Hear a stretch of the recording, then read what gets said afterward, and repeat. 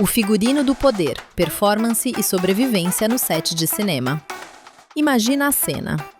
Você entra num set de filmagem em meados dos anos 1940. Um set grande, técnico, barulhento. Cabos, refletores, gruas e uma equipe quase inteiramente masculina. Agora imagina que naquele espaço, quem vai mandar é uma mulher, uma diretora. E aí eu te pergunto, o que você veste para ser obedecida? Porque no cinema, a roupa nunca é só roupa. Na frente da câmera, ela constrói personagem. Atrás da câmera, às vezes ela constrói autoridade. No episódio de estreia do podcast do Clube das Diretoras, a gente vai mergulhar nos bastidores do cinema para falar sobre como a imagem, o corpo, a postura, o figurino pode ser ferramenta de sobrevivência em ambientes onde o poder tem gênero, tem código e tem uniforme.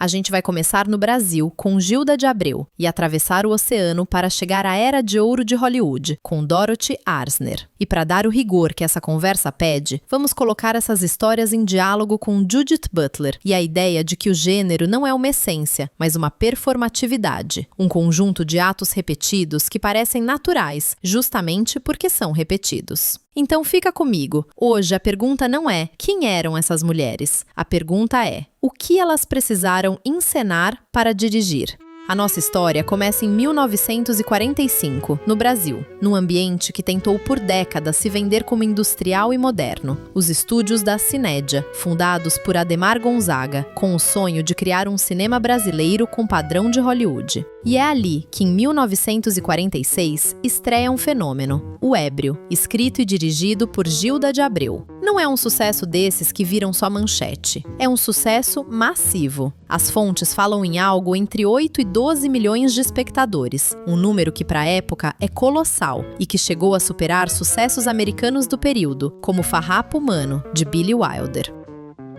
Agora, quem era Gilda? Gilda era uma mulher de elite, com educação aristocrática, formação em canto lírico, e havia um elemento importantíssimo na imagem pública dela. Ela era casada com Vicente Celestino, ídolo popular, a voz orgulho do Brasil. Só que, no set, nada disso garantia respeito, porque a cadeira de direção era, e muitas vezes ainda é, um lugar lido como masculino. E aí vem o detalhe que dá nome a esse episódio, a estratégia do figurino. As fontes narram um relato muito específico. Nos primeiros dias, Gilda percebe que os técnicos, todos homens, a olhavam de lado, com resistência concreta a serem comandados por uma mulher. E a solução dela não foi só argumentativa, não foi só impor voz, foi performática. Gilda vai para casa e troca saias por calças compridas, um traje que naquela época não era comum para mulheres. E não para por aí, ela ajusta o corpo no figurino, amarra a blusa, altera a silhueta, altera a leitura social.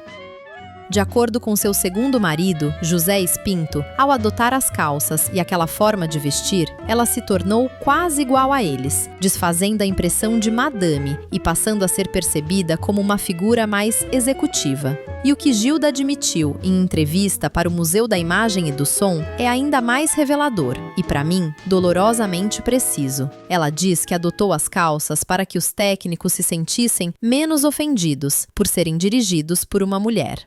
Repara na engrenagem aqui. O problema não era a competência. O problema era a ferida narcísica de receber ordens de um corpo lido como feminino. Então, naquele set, a autoridade tinha figurino. E Gilda, pragmaticamente, vestiu esse código. Não é vaidade, não é estilo, é sobrevivência. E é aqui que a história brasileira faz um eco direto em Hollywood, porque o gesto de Gilda nos remete a uma pioneira anterior e estruturalmente ainda mais radical, Dorothy Arzner. Se Gilda usa as calças como tática pontual num set específico, Arzner faz da vestimenta masculina um projeto de presença, uma assinatura, um modo de existir e dirigir. Dorothy Arzner foi a única diretora mulher a sobreviver e prosperar dentro do sistema de estúdios durante um período crítico, entre o fim dos anos 1920 e começo dos anos 1940, a chamada Era de Ouro de Hollywood. Ela dirigiu cerca de 20 filmes, e isso não é um número, é uma anomalia histórica dentro de um clube de homens. E as imagens dela, as fotografias mesmo, são quase uma tese visual. Arzner aparece repetidamente com terno sob medida, gravatas padronizadas, abotoaduras, camisas brancas. E frequentemente com calças de montaria e botas. Um figurino que mistura elegância, funcionalidade e, sobretudo, uma postura de comando. É linguagem social, o corpo dizendo, eu pertenço a este espaço. Há uma camada ainda mais complexa aqui. Arzner era homossexual assumida, em uma época em que muitas vidas eram vividas sob segredo, e ela viveu por 4 décadas com a coreógrafa Marion Morgan. E aí entra uma leitura decisiva, da crítica Judith Maine. Arzner exibia um estilo que significava lésbica. Mas, ao mesmo tempo, esse estilo andrógeno, masculinizado, tinha uma função política e prática no estúdio. Ao vestir-se como seus colegas diretores, ela conseguia neutralizar a excepcionalidade de ser a mulher diretora. É quase um truque de engenharia social. Se o sistema tenta te marcar como exceção, e exceção vira alvo, você se camufla nos códigos do poder para circular e trabalhar. E, ao mesmo tempo, note, essa camuflagem não é apagamento, mas estratégia e linguagem dupla. No set, ela é lida como um deles, no sentido profissional. Na vida privada, ela subverte as normas de gênero com uma estabilidade afetiva de décadas. Arzner não é só uma figura icônica, ela foi uma gigante técnica. Ela começa como datilógrafa, vira editora, edita dezenas de filmes. Fontes falam em 52 filmes. E há um episódio famoso. Em Sangue e Areia, de 1922, ela salva o orçamento ao intercalar material de arquivo com filmagens originais nas cenas de tourada. Um milagre orçamentário, que revela uma inteligência de montagem muito acima do que se atribuía às mulheres na indústria. E então vem a virada tecnológica que define carreiras, o som.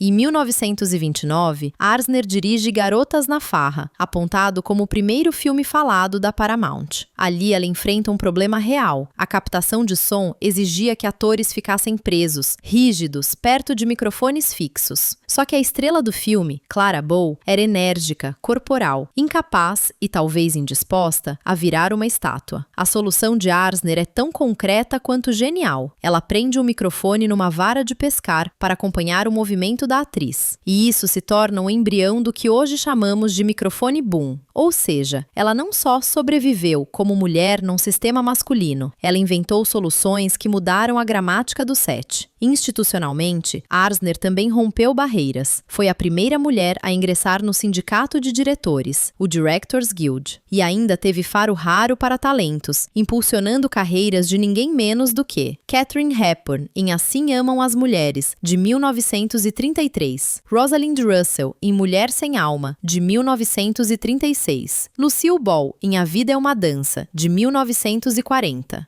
Quero destacar um momento de A Vida é uma Dança que sintetiza muito do que a gente está discutindo. Há uma cena em que a personagem de Maureen O'Hara confronta diretamente a plateia masculina. Ela devolve o olhar, denuncia a objetificação. É como se o filme interrompesse o fluxo do olhar masculino, o male gaze, e dissesse: eu estou vendo vocês me verem.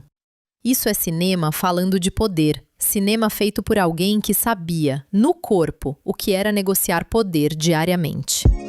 Por fim, depois de se aposentar em 1943, Arzner segue na formação. Ela ensina cinema na UCLA e entre seus alunos aparece um nome que depois vira quase sinônimo de cinema americano, Francis Ford Coppola, que a cita como influência. Agora, vamos amarrar as pontas com a teoria. Judith Butler propõe algo que, quando a gente entende, muda o jeito de ler o mundo. Gênero não é uma essência que a gente tem. Gênero é uma fabricação performativa, um conjunto de atos repetidos, gestos, roupas, posturas, modos de falar que produzem a ilusão de uma identidade natural. Uma das formulações mais contundentes, em diálogo com Nietzsche, é essa: não há um ser por trás do fazer. O que existe é a repetição do fazer, que com o tempo parece ser. E a sociedade impõe uma coerência esperada entre sexo, gênero e desejo. Butler chama isso, em outras formulações, de uma matriz que define quem é inteligível, reconhecível, legítimo.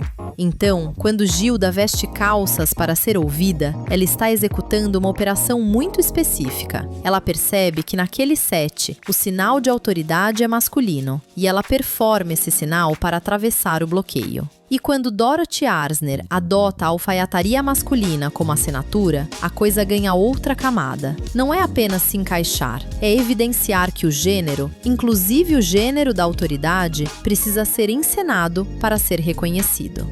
Butler também discute como identidades que subvertem norma, como a figura da lésbica Butch, funcionam como um comentário corrente sobre a pretensão de naturalidade da heterossexualidade. Ou seja, a existência dessas identidades faz a norma tremer, porque mostra que o natural é, na verdade, uma repetição socialmente policiada. E é aqui que a palavra drag vira ferramenta analítica, não como fantasia ou caricatura, mas como conceito. O vestir-se de um gênero expõe que o gênero, no fundo, é sempre uma espécie de citação, uma repetição sem original.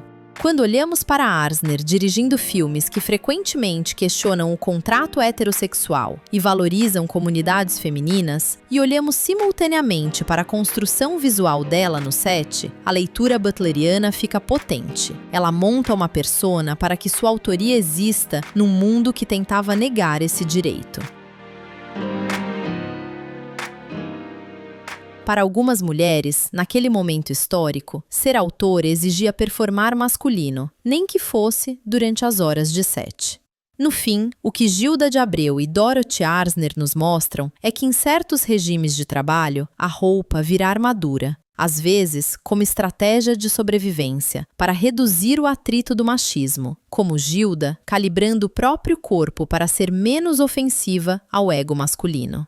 Às vezes como expressão de identidade e resistência, como Arzner, construindo uma presença que era simultaneamente profissional, política e queer.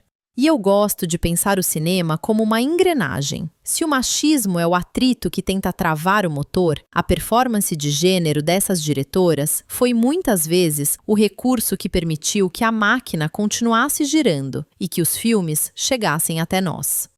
Fica a pergunta que eu deixo para você. Quantas mulheres hoje ainda precisam ajustar a própria performance para serem lidas como competentes? E o que a gente ganha quando começa a enxergar o poder como algo encenado e, portanto, passível de ser questionado? Se esse tipo de conversa te interessa, segue a gente no Clube das Diretoras e entra para conhecer nossos cursos e a comunidade. O clube é um espaço de formação, repertório e rede, para que a história não seja só lembrada, mas continuada. Obrigada por me acompanhar e até o próximo episódio.